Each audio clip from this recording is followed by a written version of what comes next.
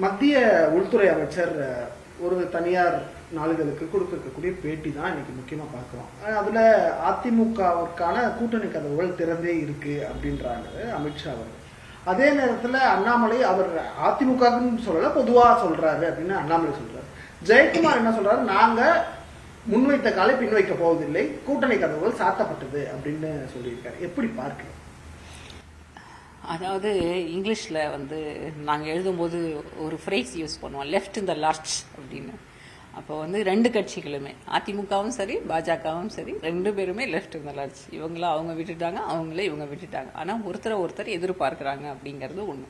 ஏடிஎம்கேவை பொறுத்த வரைக்கும் பிஜேபியோட அலையன்ஸில் இல்லை அப்படின்னு சொன்னாலும் இன்னைக்கு வரைக்கும் பாரதிய ஜனதா கட்சியினுடைய எந்த ஒரு திட்டத்தையோ இல்லை இப்போ வந்திருக்கக்கூடிய இந்த நிதிநிலை அறிக்கையோ இல்லை ஜிஎஸ்டியில் இருக்கக்கூடிய பிரச்சனைகளையோ இல்லை மத்திய அரசாங்கத்தின் மீது இருக்கக்கூடிய விமர்சனங்களையோ, ஏன் வந்து நீட் எதிர்ப்பு அப்படிங்கிறது கூட இதுவரைக்கும் பெரிய அளவில் அவங்க கூட்டணியிலிருந்து வெளியில் வந்த பிறகு, செப்டம்பரில் கூட்டணியிலேருந்து வெளியில் வந்துடுறாங்க, என்டிஏல இல்லாத பிறகு இன்று வரைக்கும் எதையுமே விமர்சனம் பண்ணலை.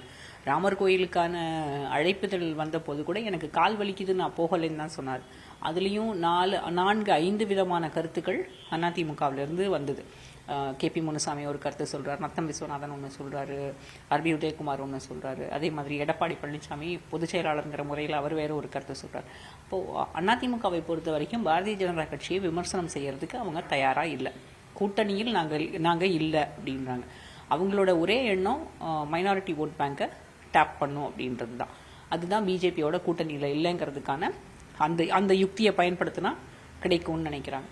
இன்னொரு பக்கம் பாரதிய ஜனதா கட்சியை பொறுத்த வரைக்கும் அதிமுகவோட கூட்டணியில் இல்லை அப்படிங்கிறது அவங்களுக்கு ஒரு இழப்பா, தமிழ்நாட்டில் இழப்பா அவங்க பார்க்குறாங்க. ஆனாலும் பாரதிய ஜனதா கட்சியை பொறுத்த வரைக்கும் இன்றைக்கு அவங்களுக்கு இருக்கக்கூடிய ஒரு மிகப்பெரிய யுக்தி என்ன அப்படின்னா, ஏடிஎம்கே கூட்டணியில் இல்லை அப்படின்னாலும் அந்த என்டிஏல இருந்த மற்ற கான்ஸ்டியூவன்ஸ் எல்லாரையுமே அப்படியே வச்சுக்கணும். அதாவது பாமக, தேமுதிக, ஜி.கே. வாசனுடைய கட்சி உட்பட எல்லா கட்சிகளையும் அப்படியே கூட்டணியில் வச்சுக்கிட்டு இங்கே வந்து சில இடங்களில் அதிமுகவை விட அதிக எண்ணிக்கையில் வாக்கு வாங்கணும் அப்படின்றது தான். அதாவது செகண்ட் பொசிஷனுக்காவது வந்துடணும் அப்படின்னு நினைக்கிறாங்க. அதுக்கான வேலைகளை பிஜேபி ரொம்ப தீவிரமாக நிறைய தொகுதிகளில் செஞ்சுக்கிட்டு இருக்காங்க. அப்போது பிஜேபியை பொறுத்த வரைக்கும் நாங்கள் வந்து கதவுகள் திறந்து தான் இருக்குது அப்படின்னு அமித்ஷா சொல்கிறது. அதிமுக வரதா இருந்தால் வரலாம், நாங்கள் ஏற்றுக்கிறதுக்கு தயாராக இருக்கோம். இல்லை அப்படின்னா உங்களை பொறுத்த வரைக்கும் நீங்கள் என்ன முடிவு எடுக்கிறீங்களோ அது அதிமுகவினுடைய முடிவு அப்படின்னு தான் சொல்கிறாங்க. ஆனால் இந்த தேர்தல் பிஜேபியோடு கூட்டணியில் அதிமுக இருந்தாலும் இல்லைனாலும் அடுத்த 2 ஆண்டுகளில் ஒருவேளை மீண்டும் பாரதிய ஜனதா கட்சி ஆட்சி இல்லை என்டிஏ ஆட்சி தான் மத்தியில் வரப்போகுது, பிரதமர் கூட 400 இடங்களுக்கு மேலே நாங்கள் வெற்றி பெறுவோம் அப்படின்னு சொல்கிறார்.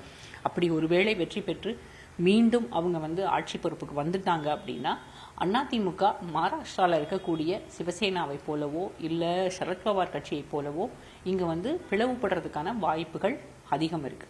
அடுத்த இந்த 2 வருஷத்துல ஏன்னா இப்ப வந்து அதிமுகவின் நம்ம வந்து நினைச்சுக்கிட்டு இருக்கோம் அதிமுக வந்து அதே பலத்தோடு தான் இருக்கு அப்படின்னு.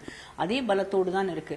ஒருவேளை இந்த தேர்தலில் அவங்களுக்கு நினைக்கக்கூடிய அளவுக்கு பெரிய வெற்றி கிடைக்கல, தனித்து போட்டி இல்லை, அவங்க நினைக்கிற மெகா அலையன்ஸ் இல்லை அப்படின்னு ஆயிட்டு அதுக்கு பிறகு பெரிய அளவில் வெற்றி இல்லை அப்படின்னா இந்த அடுத்த 2 ஆண்டுகள் எப்படி வந்து, அதாவது ஜெயலலிதா மாதிரியோ கருணாநிதி மாதிரியோ கட்சியை வந்து வலுவோட பவர்ல இல்லை அப்படின்னாலும் வலுவோட வச்சிருக்கக்கூடிய தலைவர்கள் வந்து இனி தமிழ்நாட்டில் இல்லை.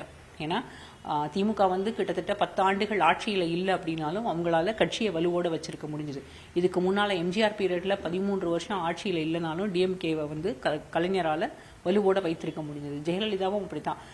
96 மிகப்பெரிய தோல்வி, அதுக்கு பிறகு 2001 ஆட்சிக்கு வராங்க. ஆனால் 2001 ஆட்சிக்கு வர்றதுக்கு முன்னாலேயே 98-99 அவங்க வந்து மக்களவை தேர்தலையே அவங்களால பெரிய அளவில் வெற்றி பெற முடிஞ்சது. ஏன்னா ஜெயலலிதாவால் கட்சியை வலுவாக வச்சிருக்க முடிஞ்சது.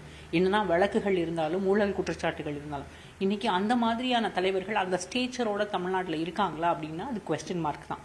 அப்போ அடுத்த 2 ஆண்டுகள் ஏடிஎம்கேவோட ஃபியூச்சர் எப்படி இருக்குன்றத பார்க்கணும். ஏன்னா இப்போ வந்து முன்ன மத்தியில் இருந்த நேஷனல் பார்ட்டிஸ் மாதிரி இப்போ இருக்கக்கூடிய நேஷனல் பார்ட்டிஸ் கிடையாது. அதே நேஷனல் பார்ட்டிஸ் தானாலும் அது மாதிரியாக செயல்படக்கூடியவர்கள் இப்போ இல்லை. இப்போ இருக்கக்கூடிய லீடர்ஸ் இப்போ இருக்கக்கூடிய லீடர்ஸ் அப்படி இல்லை. இப்போ சேலஞ்சஸ் வந்து எந்த திசையிலிருந்து வேணாலும் வரலாம்.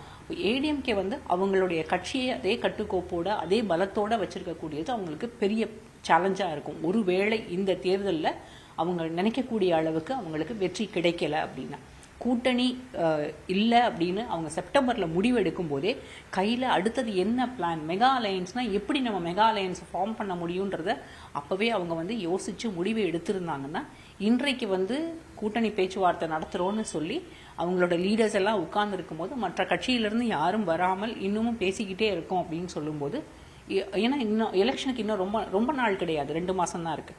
இது வரைக்கும் அவங்க வந்து வெயிட் பண்ணிட்டு தான் இருக்காங்க. இவங்களும் கதவு திறந்து தான் வச்சுருக்காங்க, அவங்களும் கதவு திறந்து தான் வச்சுருக்காங்க. ஆனால் ஒருத்தரோட கதவுக்குள்ளே இன்னொருத்தர் போகிறதுக்கு தயாராக இல்லை.